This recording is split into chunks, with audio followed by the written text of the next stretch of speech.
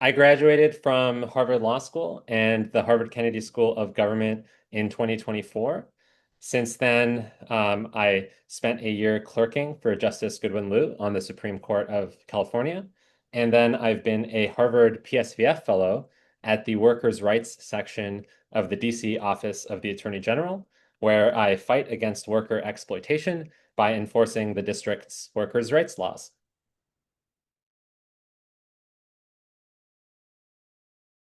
So right now, the ecosystem of labor enforcement in this country is under a lot of strain. Private enforcement is stymied by forced arbitration, and then federal enforcement has failed to secure workers' rights, both because of congressional inaction, right? Federal law has not kept up. The minimum wage is still $7.25, and because of chronic underfunding of federal agencies.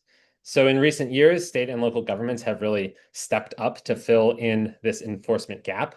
And places like the District of Columbia have passed stronger laws. We've built labor enforcement units, and we are winning case after case and making a huge impact by doing two things.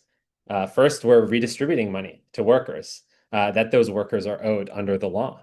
And second, we're deterring practices that harm workers.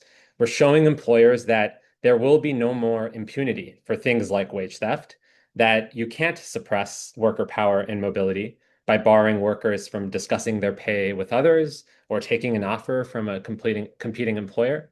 And you can't just call your employee an independent contractor and then call it a day and avoid giving them sick leave. So fundamentally, we're out here enforcing the law so that it's felt.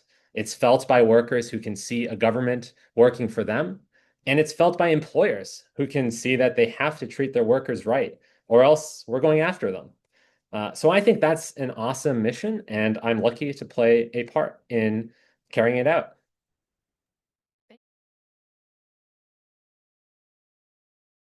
Yeah. So back in 2015, I worked at a airline catering company down by LAX airport, which was basically like a warehouse job where I was packing a lot of supplies and other items for planes. And I would be climbing up these racks like I was a monkey, and then jumping down with the boxes, opening them with butter knives because they wouldn't give me a box cutter, and there would be broken glass everywhere, and I would be bleeding, and my supervisor would just stand there expecting me to keep working. So it was a brutal experience. I would go home crying every day, basically, just because of how bad it was. And the employer there was breaking all sorts of laws. They were breaking health and safety laws, as you can guess by my little description. They were also avoiding paying the airport minimum wage by locating the facility right outside of the airport zone, even though functionally it was part of the airport ecosystem. And they were also violating labor laws. They fired organizers, and they even fired me after finding out that I was organizing. And they basically explicitly told me that that's what they were doing, probably because they expected that they could get away with it. In every case, my coworkers and I really felt the impact of the enforcement gap. We felt it in our paychecks. We felt it in our bodies, especially when someone got hurt and couldn't work anymore, which happened often. And I felt it when I lost my job for standing up for my coworkers and trying to make that shithole we were working in a little better. Even though I got fired, my coworkers continued organizing, and they won the union a few months after I left. So in my job now, I talk to workers almost every week, and every time that I do, I imagine one of my former coworkers on the other side of the line. That's who I'm fighting for. That's who I represent, and that's what drives me.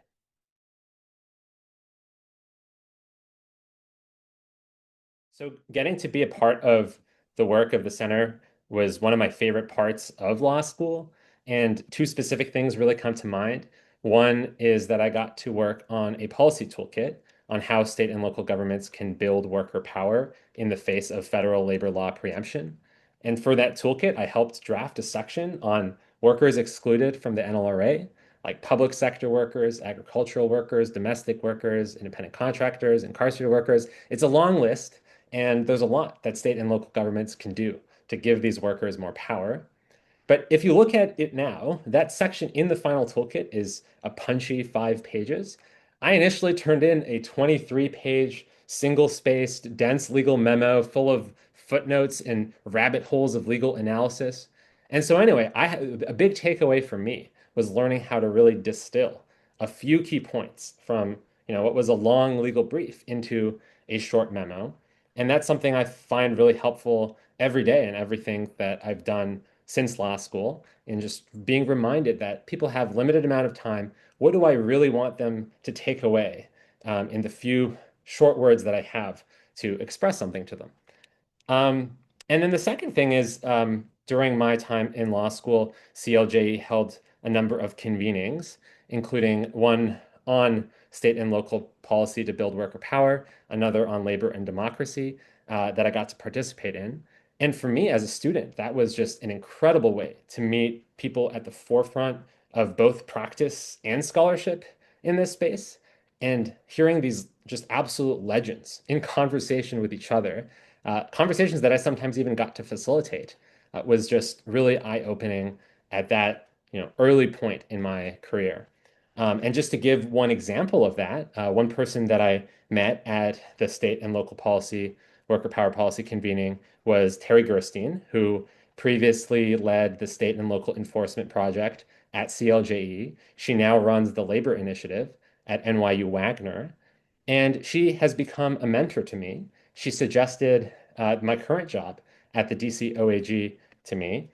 And next year, I'm going to be a Justice Catalyst Fellow working for her and the Labor Initiative on a project that I'm super excited about, which is, I mentioned before, the labor enforcement gap that state and local agencies have filled.